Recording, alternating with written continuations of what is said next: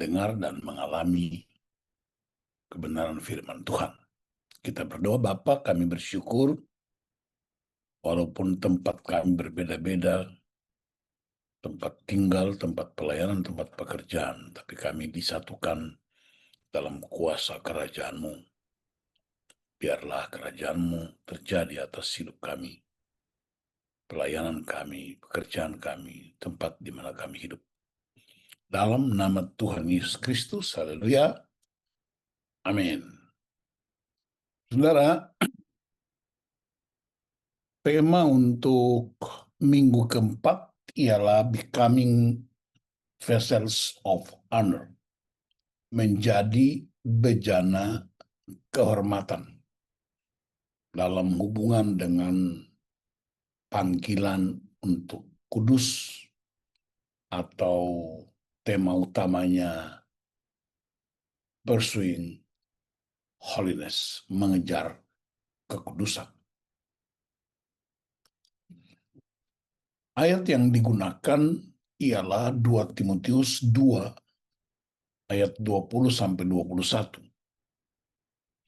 Dalam rumah yang besar bukan hanya terdapat perabot dari emas dan perak, melainkan juga dari kayu dan tanah. Yang pertama dipakai untuk maksud yang mulia, dan yang terakhir untuk maksud yang kurang mulia. Jika seorang menyucikan dirinya dari hal-hal yang jahat, ia akan menjadi perabot rumah untuk maksud yang mulia. Ia dikuduskan, dipandang layak untuk dipakai tuannya, dan disediakan untuk setiap pekerjaan yang mulia. Saudara, kalau baca teks ini secara lengkap, dari pasal 2 ayat 1 sampai selesai, kita akan temukan pesan yang amat berbeda.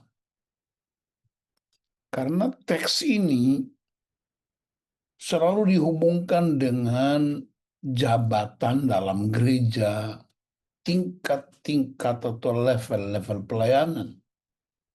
Ada hamba Tuhan gereja tertentu yang menafsirkan ayat ini bahwa yang mulia itu mereka yang berkhotbah, mereka yang melayani di panggung, mereka yang melayani sakramen, perjamuan kudus, baptisan kudus, ya. Sementara yang tidak mulia itu misalnya asernya atau cleaning service-nya atau satpamnya, itu kesalahan fatal dan kita mesti ubah pola pikir kita. Mari kita fokus pada kebenaran firman Allah. Ya, jadi selama ini ada pengajaran-pengajaran seperti itu, saya mau berani katakan bahwa itu tidak benar. Jadi kemuliaan atau emas dan perak, kayu dan tanah tidak ada hubungan dengan jabatan dalam gereja. Tidak ada hubungan dengan level-level pelayanan. Nah, mari kita perhatikan ya teks ini secara sempurna. Perhatikan ya. Kalau itu alasannya, maka dia bilang begini, yang pertama dipakai untuk maksud yang mulia. Berarti perabot dari emas dan perak, ya kan, emas dan perak, berarti yang pertama. Yang kedua atau yang terakhir untuk maksud yang kurang mulia, yaitu apa? Yang dibuat dari kayu dan tanah. Jadi hanya dua, emas dan perak disebut untuk mulia, kayu dan tanah untuk yang kurang mulia. Berarti kalau level jabatan berarti pendeta, penatua, diaken, pastor, pelayanan mimbar itu mulia. Terus yang administrasi, cleaning service, satpam, konsumsi itu kurang mulia. Nah, ini kita mesti ubah. Dan puji Tuhan, Kingdom Generation Prayer selalu menemukan kebenaran-kebenaran sejati. untuk menolong kita bertumbuh dengan benar. Ayat 21, jika seorang menyucikan dirinya dari hal-hal yang jahat, ia akan menjadi perabot rumah untuk maksud yang mulia. Ia dikuduskan, ingat tema kita kekudusan, dipandang layak untuk dipakai tuannya dan disediakan untuk setiap pekerjaan yang mulia. Saudara, kita semua sudah tahu dan terus diingatkan, ya. Ingat, repetisi adalah induk segala perubahan. Jadi pengulangan terus-menerus. Firman itu diulang-ulangi. Yesus sendiri ketika dia bangkit, dia nggak langsung naik ke sorga. Dia butuh 40 hari untuk mengulang-ulangi apa itu kerajaan Allah bagi murid-muridnya. Untuk mengingatkan kembali. Ya. Jadi saya ingatkan ulang, kerajaan Allah itu terdiri dari kebenaran, damai sejahtera, sukacita oleh Roh Kudus, menurut Roma 14 ayat 17. Kerajaan Allah mengutamakan kasih tanpa syarat, kebenaran yang bersumber pada firman Allah, menegakkan keadilan, mempraktekkan ketaatan, kesetiaan, kemurahan hati, pertobatan, kekudusan, otoritas, dan iman. Saudara bisa tambahkan bagian-bagian itu. Ini prinsip-prinsip kerajaan Allah. Itulah sebabnya kita disebut the representative of Christ's kingdom. Jadi orang-orang yang menyebut diri representative of Christ's kingdom, dia hidup dalam value kerajaan Allah. Bukan hanya di dalam gereja, tapi juga di dalam kehidupan sehari-hari. Ya, perhatikan saudara, ada sejumlah perabot atau perkakas dalam sebuah rumah besar dengan fungsi yang berbeda. Ada yang dibuat dari emas dan perak, kayu dan tanah liat. Pemahaman lama, dan saya termasuk dulu mengalami pemahaman yang lama itu, yang tadi sudah saya sebutkan di depan. Tapi saudaraku, 2 Timotius ini, atau Rasul Paulus menasihati Timotius, dia memberi semacam sebuah big picture, ya, gambaran tentang gereja atau komunitas. Dan di dalam gereja itu ada bermacam-macam orang dengan latar belakang dan peran masing-masing. Ya, di Roma 12 ayat 6 sampai 8 ada 7 karunia motivasi yang diberikan berlain-lainan. Ya, ada karunia nubuat, melayani, mengajar, menasihati, membagi, memimpin, kemurahan. Tapi juga ingat bahwa di dalam komunitas gereja itu ada orang-orang yang punya hidden agenda, punya agenda-agenda terselubung untuk menghalangi Injil. Tentu itu bukan karunia dari Tuhan. Ya, kita baca di kitab Yudas itu ada 2 kekuatan yang hebat sekali yang disebut sebagai antikris, yaitu predator, ya, dan parasit. Itu kekuatan-kekuatan yang begitu menggurita, menghambat pertumbuhan iman. Parasit itu kan kita tahu dia tempel di pohon, ya nggak tahu dari mana dia datang, tapi kemudian dia menyerap sari-sari makan pohon itu sampai pohon itu mati. Itu yang kemudian disebut dalam bahasa lain itu benalu atau parasit. Pastikan bahwa di gereja, di rumah, di pekerjaan tidak ada parasit. Yang kedua, predator itu di dalam laut atau di luar yang bisa memakan apa saja yang lewat di depannya, dan ketika tidak ada lagi yang bisa dimakan, dia makan rumahnya sendiri sampai akhirnya dia mati. Nah, itu yang kemudian disebut sebagai agenda terselubung di dalam komunitas. Jadi kita berdoa supaya itu tidak ada di komunitas kita. Nah, perhatikan pesan teksnya. Jika seorang menyucikan dirinya dari hal-hal yang jahat, ia akan menjadi perabot rumah untuk maksud yang mulia.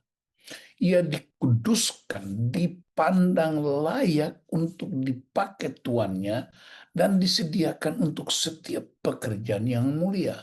Kita baca di seluruh Alkitab, mulai dari Kejadian sampai Wahyu.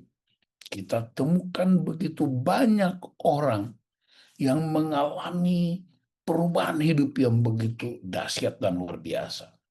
Mereka mengalami transformasi. Mereka mengalami perjumpaan-perjumpaan pribadi dengan Tuhan dan firman-Nya, dan Tuhan ubahkan hidup mereka. Mereka dikuduskan, mereka disucikan, dan mereka dipakai begitu dahsyat dan luar biasa. Ya, kita ingat misalnya Abraham, kita ingat misalnya eh, Daniel dan kawan-kawan, kita ingat Musa, kita ingat di Perjanjian Baru misalnya Paulus, mereka semua adalah orang-orang yang tadinya dianggap hina, tapi kemudian ketika mereka mengalami perjumpaan pribadi, ada keputusan radikal untuk jadi perabot yang mulia. Jadi jika Anda ingin menjadi perabot, dalam bahasa terjemahan baru dia pakai kata perkakas. Ingat, perkakas. Pertukangan itu juga disebut perkakas, alat-alat pertanian disebut perkakas. Ya, tukang-tukang yang bekerja itu punya perkakas. Perabot-perabot rumah itu berhubungan dengan alat makan, minum, dan seterusnya. Kalau Anda ingin supaya dia menjadi mulia, maka ia harus menyucikan diri dari hal-hal yang jahat. Ya. Hal-hal yang jahat itu dalam konteks ini bukan soal dosa-dosa yang di 1 Korintus 10 itu, 5 dosa itu. Tapi hal-hal yang jahat itu kita lihat ternyata ada orang-orang yang menyelinap ke dalam komunitas untuk mengajarkan pengajaran-pengajaran sesat. Jadi kita lihat ayat ini. Ya. Dan ketika menyucikan diri dan dikuduskan, maka ia akan layak dipakai secara maksimal oleh Tuhan dalam pelayanan. Jadi, saudara, ini hebat sekali ya. Kita kalau renungkan dengan diam-diam, dengan tenang, kita akan temukan ya. Ternyata untuk dipakai Tuhan itu mesti ada keputusan radikal, bukan keputusan organisasi gereja, bukan sekedar keputusan pimpinan gereja, tapi keputusan tak pribadi dengan Tuhan. Ya. Konteks teks ini, pertanyaannya ialah apakah yang mulia dan hina itu? Konteks dari teks bacaan kita ialah orang mulia itu telah dikuduskan, dikhususkan untuk ikut dalam penyelenggaraan kerajaan Allah di bumi.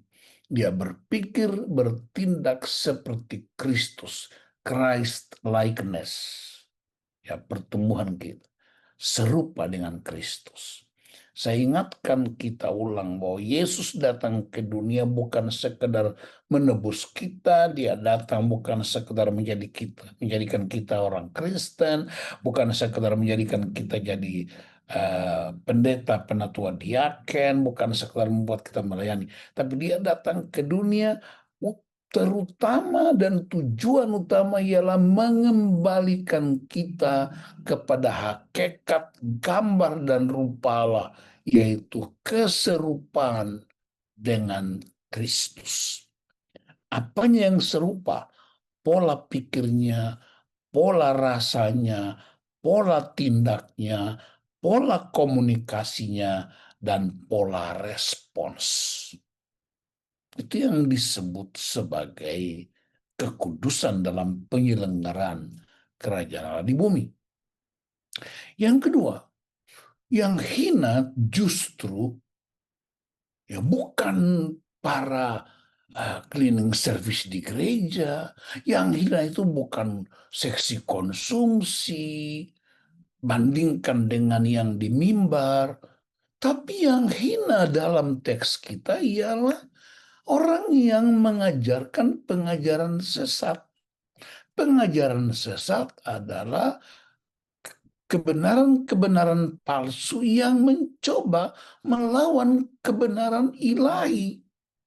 Dan itu dua nama disebutkan di situ, yaitu Himeneus dan Philetus.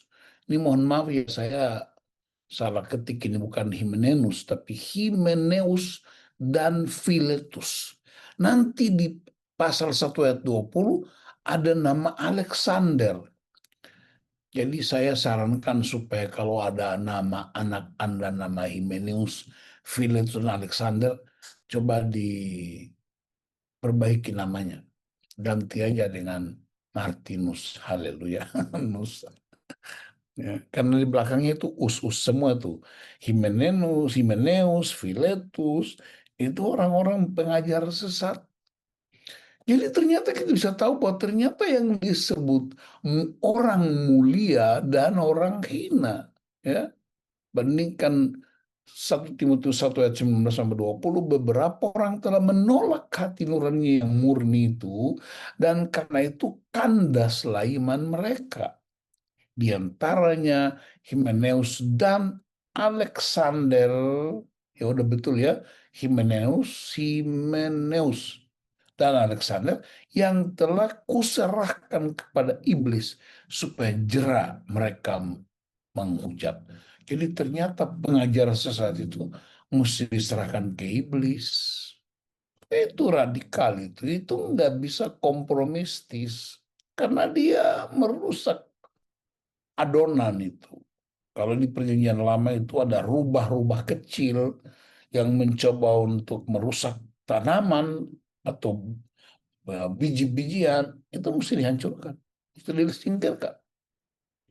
Jadi mesti ada radikal. Kekristenan tidak boleh netral. Kekristenan itu berpihak pada kebenaran ilahi. Kekristenan nggak bisa bermain-main dengan kejahatan dan dosa. Kekristenan mesti radikal dengan kebenaran.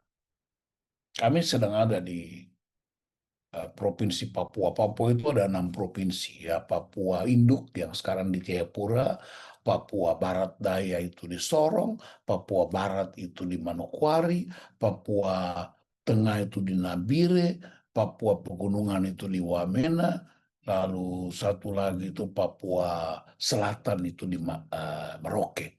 Jadi seluruh Papua dimekarkan jadi 6 provinsi. Dan provinsi yang sedang kami tempati itu induknya Provinsi Papua, Ibu Kota Jayapura. Dan salah satu yang sedang berkecamuk di provinsi ini ialah akan ada pemilihan ulang PSU karena problem administrasi pemilu, yaitu Goliat melawan Daud, ya, atau Daud melawan Goliat. Nah, Daud ini anak Tuhan yang setia, Goliat ini orang mualaf. Yang bikin saya heran bin ajaib ialah banyak hamba Tuhan, banyak orang Kristen yang berpihak kepada yang mualafi. Warisan iman macam apa buat generasi baru? Ya. Jadi ini yang sedang kita hadapi, bahkan di beberapa tempat di Padang, Sukabumi, ya gereja-gereja mulai mengalami berbagai macam. Tapi saya punya keyakinan teguh, tidak usah takut, tidak usah khawatir, karena ada lagu yang pernah saya alami di pesawat waktu pulang ke Jakarta. Tuhan tak pernah janji langit selalu biru, tapi Dia berjanji akan terus menyertai. Ya. Ini pastikan bahwa orang hina bukan jabatan. Orang hina bukan ya karena harta kekayaan. Perhatikan, saya pakai istilah ini. Mulia versus hina. Rasul Paulus menasihati Timotius dan kita untuk tidak hanya menjauhkan diri dari orang-orang yang hina itu. Menyangkal orang hina itu orang yang menyangkal kebenaran Allah. Tetapi membuang kepalsuan mereka dari pikiran kita dan membuang kejahatan mereka dari hati dan kehidupan kita. Jadi tidak hanya tolak, tapi jauhkan, tabur dari tempat itu. Dalam konteks ini, persyaratan untuk dipakai Tuhan adalah kemurnian, baik dalam ajarannya dan kemurnian dalam kehidupannya sehari-hari. Perhatikan sekarang gaya hidup gereja modern, gereja tertentu, tidak semuanya. Ya, orang-orang yang rajin melayani, tapi baru habis SMS semalam, sisa mabuk semalam, masih merokok, dianggap biasa aja. Ya, kawin cerai, hidup, terus pimpin ibadah, berkati orang nikah. Ini ini apa ini? Pengajaranmu tidak sesat, tapi hidupmu menyesatkan. Pengajaranmu kutip ayat Alkitab, tapi hidupmu itu, gaya hidupmu itu, kelakuanmu itu di depan mata itu. Oh, saya ajarkan firman Tuhan. Betul kamu ajarkan firman Tuhan.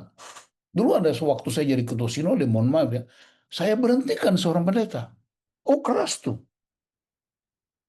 Dia dipanggil, didisiplin. Dia bilang ke saya begini, Pak Ketua Sinode, saya ajarkan firman Allah. Saya enggak sesat mengajarkan.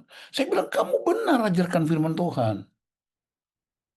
Tapi kelakuanmu itu, apa kelakuannya? Merokok, mabok, main judi, pinjol, ya, pinjaman online, makanya jadi benjol. Judol, kata Pak Arifin. Judi online jadi brodol. Sehingga waktu itu, anak saya nomor satu Yanson itu, semua udah kenal dia. Dia bawa teman-temannya pemuda untuk ikut kebaktian. Dan pendeta itu pimpin waktu itu.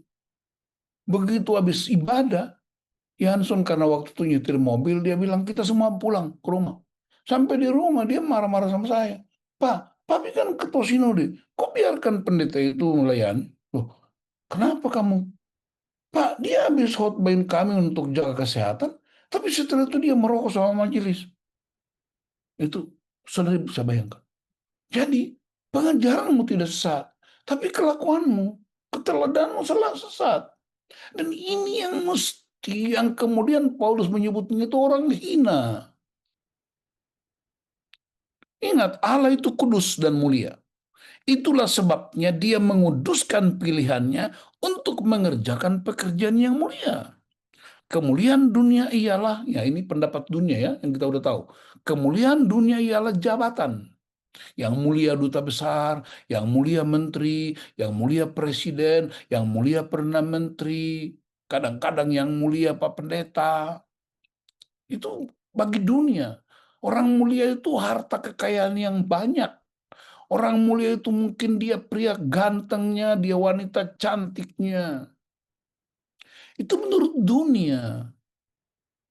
Tapi orang-orang mulia itu rupanya ada di penjara. Ini habis khotbah ini kami izin tidak ikut beli kautrum karena harus ke LP untuk melayani beberapa mantan pejabat, bupati, wali kota yang ada di penjara. Saya bilang ke timnya mereka, waktu mereka jadi pejabat nggak pernah undang saya makan.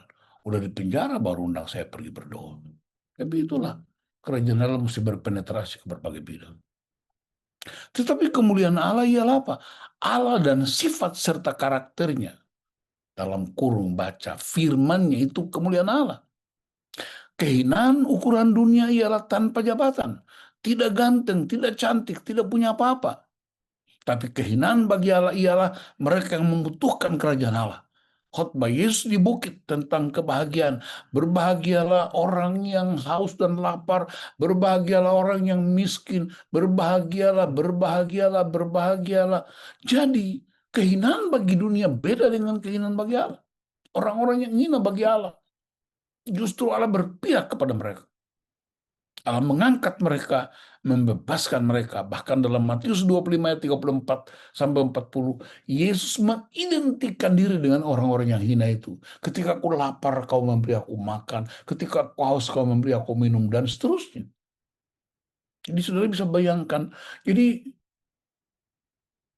berubah cara pikir kita. Bahwa yang mulia dan hina di gereja, perabot-perabot yang dimaksudkan, bukanlah jabatan pelayanan, tapi mereka yang konsisten dan setia dengan firman Allah, dan mereka yang mengajarkan pengajaran sesat di luar firman Allah, walaupun ada di dalam komunitas itu. Saya segera mengakhirinya dan mengajak saudara untuk menjawab pertanyaan imajinatif dan reflektif. Pertanyaan imajinatif itu kita membayangkan, boleh membayangkan. Ya, kita semua pernah membayangkan sesuatu. Bayangkan punya istri begini, suami begini, anak-anak begini, punya ini itu membayangkan. Tidak salah itu. Lalu reflektif. Yang pertama, jika Anda adalah Allah, ya kan namanya membayangkan. Orang-orang seperti apakah yang akan Anda pakai untuk pekerjaan yang mulia dan suci itu? Saya kasih catatan, ingat. Allah akan memilih mereka yang sekarakter dengannya, bukan? Kalau kita adalah Allah, mesti pilih orang yang sekarakter dengan kita. Kalau kita disebut orang-orang mulia karena pada firman Tuhan, pilihlah mereka yang mulia, sekomunitas dengan mereka. Maka beberapa kali saya dengar di beberapa pengkhotbah lain di KGP, tinggalkan komunitas-komunitas yang tidak mulia itu. Tuhan akan kasih komunitas-komunitas yang baru. Kalau begitu, maukah Anda ikut dalam arak-arakan kekudusan Allah dan dipakai sebagai perabot perkakas yang mulia? Nyatakan komitmen Anda dan saling mendoakan. Saudara, saya sekarang ini, ya, bukan hanya sekarang, waktu saya pimpin gereja sebagai ketua sinode, sebagai sekum dan sebagai ketua sinode, saya tidak mau main-main. Sungguh-sungguh serius untuk memastikan bahwa semua orang tidak main-main dengan gereja. Karena harganya itu terlalu mahal. Dan sekarang ya saya terus-menerus menyuarakan kebenaran ini. Jangan main-main dengan Tuhan dan firman. Dan kita udah tahu hasilnya bagaimana. Jadi saya berdoa supaya semua yang ada di KGP, yang ikut terlibat, walaupun Anda bukan orang roh, tapi Anda sudah ikut di dalam sini. Bukan sekedar menambah pengetahuan, tapi mari bikin keputusan radikal supaya kita mempengaruhi dunia kita, di mana gereja kita ada, bersama dengan gereja apapun, kita bekerja dimanapun, kita tinggal dimanapun. Kita praktekkan kebenaran firman Tuhan.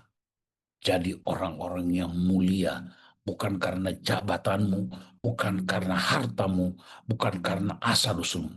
Kamu mulia selain karena diciptakan oleh Tuhan, tapi kamu telah dikuduskan oleh Kristus untuk selama-lamanya. Dan hiduplah dalam kekudusan itu. Tuhan Yesus memberkati. Mari kita berdoa sebelum masuk ke PR masing-masing. Tuhan, terima kasih, hamba-Mu terbatas. Tapi biarlah kuasa firman menolong setiap orang untuk berefleksi menjadi orang-orang yang mulia karena firman Allah. Orang-orang yang membutuhkan pertolongan Tuhan. Dan kami berpenetrasi dalam dunia kami. Kami berinvasi bersama dengan Kristus untuk membebaskan negeri kami, membebaskan gereja, membebaskan masyarakat dari semua bentuk kehinaan karena pengajaran-pengajaran sesat. Berkati teman-teman yang ada di breakout room masing-masing. Dan Tuhan tolong kami untuk melanjutkan pelayanan yang sedang dikerjakan di Papua dan sekitarnya. Dalam nama Tuhan Yesus Kristus, haleluya, amin. Burung Papua, burung cenderawasih, saya berterima kasih. Haleluya.